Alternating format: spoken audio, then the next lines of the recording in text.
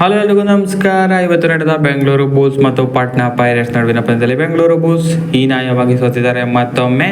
So ನಿನ್ನೇನು ಕೂಡ loss ಆಯಿತು, ಇವತ್ತು ಕೂಡ loss, back to back loss ಆಗಿದೆ ಬೆಂಗಳೂರು ಬುಲ್ಸ್ ತಂಡಕ್ಕೆ. ಈ ಸೀಸನ್ನಲ್ಲಿ ಏನು ಕೂಡ ಸರಿಯಾಗಿ ನಡೀತಾ ಇಲ್ಲ ಬೆಂಗಳೂರು ಬುಲ್ಸ್ ತಂಡಕ್ಕೆ. ಇವತ್ತಂತೂ ತುಂಬಾ ಕಳಪೆ ಆಟ ಅಂತಲೇ ಹೇಳ್ಬೋದು. ಪಾಟ್ನಾ ಪೈರೇಟ್ಸ್ 54 ಆಗಿದ್ದರೆ ಬೆಂಗಳೂರು ಬುಲ್ಸ್ ಕೇವಲ 31. ಭರ್ಜರಿ ಲೀಡ್ನೊಂದಿಗೆ ಪಾಟ್ನಾ ಪೈರೇಟ್ಸ್ ಇವತ್ತು ಗೆಲುವನ್ನು ಸಾಧಿಸಿಕೊಂಡಿದ್ದಾರೆ.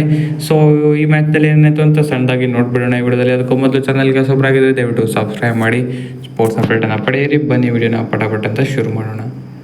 ಮೊದಲ ಹಾಫ್ನಲ್ಲಿ ಬೆಂಗಳೂರು ಬುಲ್ಸ್ಗೆ ಫಸ್ಟು ರೈಡ್ ಪಾಯಿಂಟ್ಗಳೇ ಬರಲಿಲ್ಲ ಅಂತಲೇ ಹೇಳ್ಬೋದು. ಮೊದಲ 10 ನಿಮಿಷ ಬೆಂಗಳೂರು ಬುಲ್ಸ್ ಹಾಕಿದ್ದೆಲ್ಲ ಸೂಪರ್ ಟ್ಯಾಕಲ್ ಅಷ್ಟೇ, ಮತ್ತು ರೈಡಿಂಗ್ನಿಂದ ಒಂದೇ ಒಂದು ಪಾಯಿಂಟ್ ಕೂಡ ಬಂದಿರಲಿಲ್ಲ.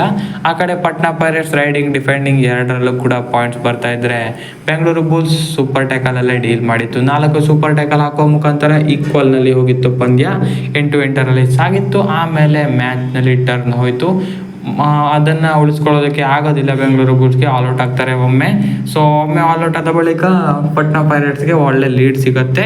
ಬೆಂಗಳೂರು ಬುಲ್ಸ್ನಲ್ಲಿ ರೈಡಿಂಗ್ ಕಳಪೆ ಆಟ ಮತ್ತೊಮ್ಮೆ ಮುಂದುವರಿಯುತ್ತೆ. ಮೊದಲ ಹಾಫ್ನಲ್ಲಿ ಏನು ಕೂಡ ರೈಡ್ ಪಾಯಿಂಟ್ಸ್ಗಳು ಬರೋದಿಲ್ಲ ಬೆಂಗಳೂರು ಬುಲ್ಸ್ಗೆ ಜಾಸ್ತಿ. ಸೊ ಕೆಲವು ರೈಡ್ ಪಾಯಿಂಟ್ಸ್ಗಳು ಬಂದಿದ್ದು ಬಿಟ್ಟರೆ ಎಲ್ಲ ಟ್ಯಾಕಲ್ನಲ್ಲೇ ಪಾಯಿಂಟ್ಸ್ಗಳು ಬಂದಿದ್ದು. ಇವತ್ತು 7 ಪಾಯಿಂಟ್ ಲೀಡ್ನೊಂದಿಗೆ ಪಾಟ್ನಾ ಪೈರೇಟ್ಸ್ ಮೊದಲ ಹಾಫನ್ನು ಮುಗಿಸ್ತಾರೆ. ಇವತ್ತು 13 ಪಾಯಿಂಟ್ಸ್ ಬೆಂಗಳೂರು ಬುಲ್ಸ್ ಆಗಿದ್ದರೆ 20 ಪಾಯಿಂಟಲ್ಲಿ ಪಾಟ್ನಾ ಪೈರೇಟ್ಸ್ ಇರ್ತಾರೆ. ಸೊ 7 ಪಾಯಿಂಟ್ ಲೀಡ್ನೊಂದಿಗೆ ಪಾಟ್ನಾ ಪೈರೇಟ್ಸ್ ಮೊದಲ ಹಾಫನ್ನು ಮುಗಿಸ್ತಾರೆ. ಎರಡನೇ ಹಾಫಲ್ಲೇ ನೋಡಿ ಅತ್ಯುತ್ತಮ ಕಮಾಲ್ ಮಾಡ್ತಾರೆ ಅಂತಲೇ ಹೇಳ್ಬೋದು. ಸೊ 20 ಇದ್ದ ಪಾಟ್ನಾ 54 ಆಗ್ತಾರೆ. ಎರಡನೇ ಹಾಫ್ ಒಂದರಲ್ಲೇ ಭರ್ಜರಿ 34 ಪಾಯಿಂಟನ್ನು ಪಾಟ್ನಾ ಪೈರೇಟ್ಸ್ ಅವರು ಎತ್ತಾಕೊಳ್ತಾರೆ. ಇದಕ್ಕೆ ಪ್ರಮುಖ ಕಾರಣ ಅಂದರೆ ದೇವಾಂಕ್ ಅವರು ಎಂಥ ಸೆನ್ಸೇಷನಲ್ ಸ್ಟಾರ್ ಆಗ್ತಿದ್ದಾರೆ ಇವರು. ಸೊ 16 ರೈಡ್ ಪಾಯಿಂಟನ್ನು ಇವತ್ತು ಗಳಿಸ್ತಾರೆ ದೇವಾಂಕ್ ಅವರು. ಮತ್ತೊಂದು ಸೂಪರ್ 10 ಈ ಸೀಸನ್ನಲ್ಲಿ ಅವರು ಗಳಿಸ್ಕೊಳ್ತಾರೆ. ಇನ್ನು ಅವರಿಗೆ ಸಪೋರ್ಟಿಂಗ್ ಆಗಿ ಅಯಾನ್ ಅವರು ಕೂಡ 11 ರೈಡ್ ಪಾಯಿಂಟ್, ಒಂದು ಟ್ಯಾಕಲ್ ಸಹಿತ 12 ಅವರು ಕೂಡ ಸೂಪರ್ 10 ಕೂಡ ಗಳಿಸ್ತಾರೆ ಅವರು ಕೂಡ. ಸೊ ಎಂತಹ ಕಾಂಬಿನೇಷನ್ ಇವ್ರದ್ದು.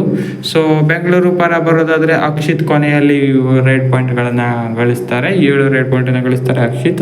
ಇದನ್ನು ಬಿಟ್ಟರೆ ಸೌರಭ್ ನಂದಲ್ ಹೈ-ಫೈ ಗಳಿಸ್ತಾರೆ. ಹಾಗೆಯೇ ನಿತಿನ್ ರಾವತ್ 4 ಟ್ಯಾಕಲ್ ಪಾಯಿಂಟ್, ಸನ್ನಿ ಶರಾವತ್ ಕೂಡ 3 ಟ್ಯಾಕಲ್ ಪಾಯಿಂಟನ್ನು ಗಳಿಸ್ತಾರೆ. ಟ್ಯಾಕಲ್ ಬಗ್ಗೆ ಇವತ್ತು ಮಾತಿಲ್ಲ, ಯಾಕಂದರೆ ಪಾಟ್ನಾ ಪೈರೇಟ್ಸ್ಗಿಂತಲೂ ಜಾಸ್ತಿ ಟ್ಯಾಕಲ್ ಪಾಯಿಂಟ್ಗಳು ಇವತ್ತು ಬೆಂಗಳೂರು ಬುಲ್ಸ್ಗೆ ಬಂದಿದೆ. ಮತ್ತೆ ಆಲ್ಔಟ್ ಆಗ್ತಾರೆ. 3 ಬಾರಿ ಆಲ್ಔಟ್ ಆಗ್ತಾರೆ ಈ ಮ್ಯಾಚ್ನಲ್ಲಿ ಬೆಂಗಳೂರು ಬುಲ್ಸ್. ಇದರೊಂದಿಗೆ ಪಾಟ್ನಾ ಪೈರೇಟ್ಸ್ 54ರಲ್ಲಿ ಕೊನೆಗೊಳ್ಳುತ್ತೆ, ಬೆಂಗಳೂರು ಬುಲ್ಸ್ 31ರಲ್ಲೇ ಕೊನೆಗೊಳ್ಳುತ್ತೆ. 23 ಪಾಯಿಂಟ್ಗಳ ಭರ್ಜರಿ ಜಯ. ಹೀನಾಯವಾಗಿ ಸೋತಿದ್ದಾರೆ ಅಂತ ಹೇಳ್ಬೋದು ಬುಲ್ಸು. ನಿನ್ನೆ ಸಖತ್ತಾಗಿಯೇ ಆಡಿದ್ರು. ಇವತ್ತಿಗೆ ಕಂಪೇರ್ ಮಾಡಿದ್ರೆ ಇವತ್ತು ತುಂಬಾ ವರ್ಸ್ಟಾಗಿ ಆಡಿದ್ದಾರೆ. ಪ್ರದೀಪ್ ನರ್ವಾಲ್ ಕೇವಲ ಇವತ್ತು 1 ಪಾಯಿಂಟನ್ನು ಗಳಿಸೋದಕ್ಕೆ ಆಗಿರೋದು. ಸೊ ರೈಡರ್ಸ್ ಎಲ್ಲ ಫೇಲ್ ಅಂತಲೇ ಹೇಳ್ಬೋದು.